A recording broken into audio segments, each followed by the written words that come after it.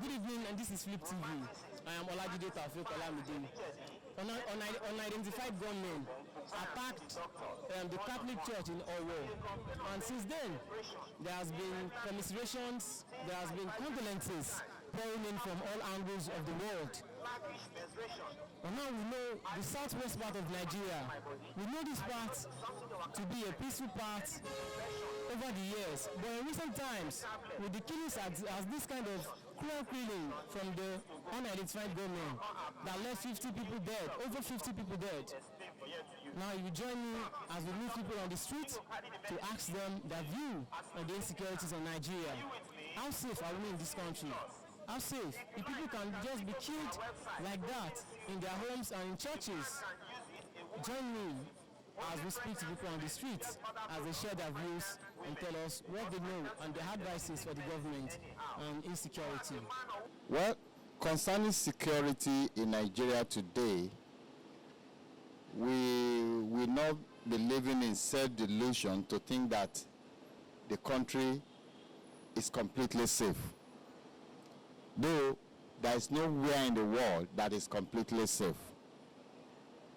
But our own we may be having a peculiar situation based on what we are hearing everywhere.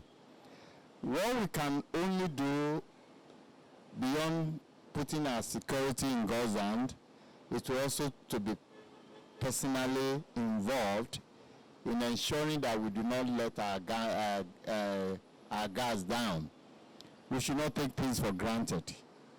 We should not think because we are not having people being killed on the road, houses being bombarded and people kidnapped, by all is well. If we are able to do that, we've secured our individual communities. The CDA works together to ensure that infiltration is made difficult.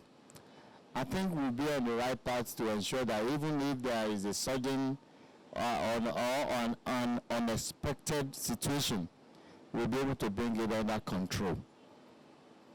My advice to the government is not to relent on their efforts. They are working to curtail the situation from my own observation, but when we say the government, who is actually the government? The security apparatus that we put there, to what extent are they doing their work? And how much of input and help are we giving them as members of this society? Because the security agencies can only function as to the extent to which we also help them. But most importantly is that they should realize that they are there to help us secure the environment, and also to know that in as much as the security is everybody's business, first and foremost, they are in charge. They should be seen to be in charge. And then when we citizens realize that, we also be able to help them to make things work as much as possible. But most importantly is that we should know that to make this country secured, it is going to be a joint effort. How safe is the southwest part of Nigeria? How safe is Nigeria generally? Southwest is just a segment of Nigeria. It's just a geographical location in Nigeria. So if the entire nation is not safe, no particular area is safe. So the southwest is not safe. It's a testimony to that no place in Nigeria for now is safe. And until we do something drastic, a recurrence might be experienced in a very short time. So Nigeria is not safe for now, and so Southwest is also not safe. Well, the people have been saying all sorts of things. Some people are asking for state police, while the Southwest, for example, tried to introduce what we call Amotekun. But now we don't know how strong Amotekun is in the war. So it's just to tighten the security, then for the country to be more serious, to provide security for the people. The unfortunate story that we are hearing is that even some soldiers are conniving with bandits, with Boko Haram people, even to wreak havoc, in communities in Nigeria. So we are really in trouble because we don't even know who to trust anymore. You don't even know, you can only trust yourself. So we can pray, but we can also still do some other things. We hear every day, every time, that a huge sum of money is being voted to buy equipment here and there. But how true? Are we really buying the equipment? If we are buying the equipment, are they the actual equipment we should buy? If they are the real equipment we should buy, what about the personnel to handle the equipment? How strong are they? How educated are they, in handling this equipment? And then besides, when we are talking about equipment, how relevant is the equipment that we are talking about? Is the equipment we are buying relevant to what we are facing? Because they have to be at par. So these are some of the questions that we need to answer. So we have a serious challenge on our hands.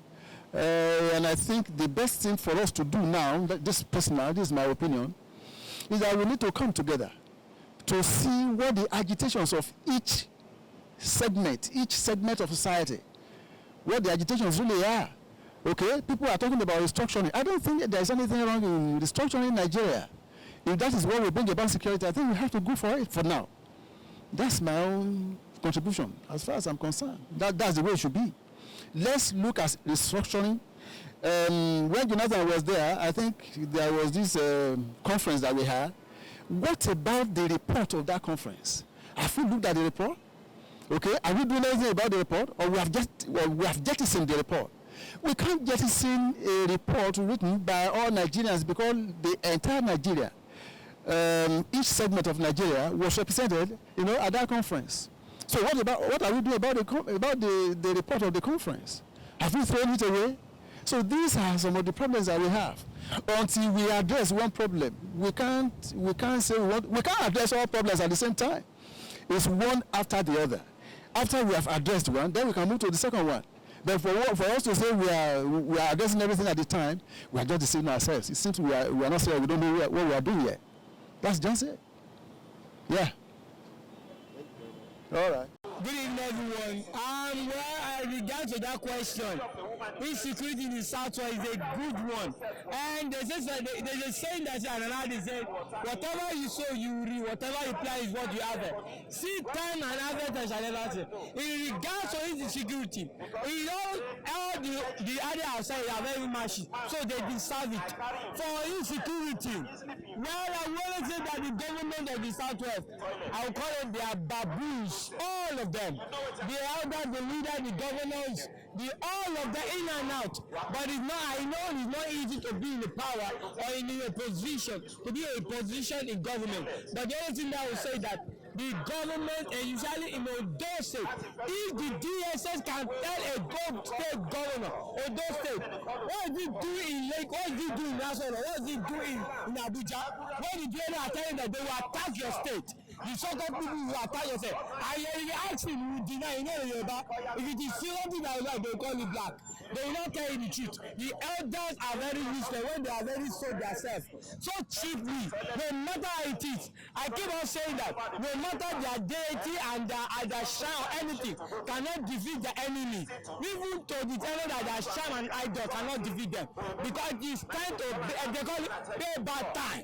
They tell you that when you are talking, they are talking rubbish, they are talking sense to it, because nowhere is safe. It's talking of Lagos State.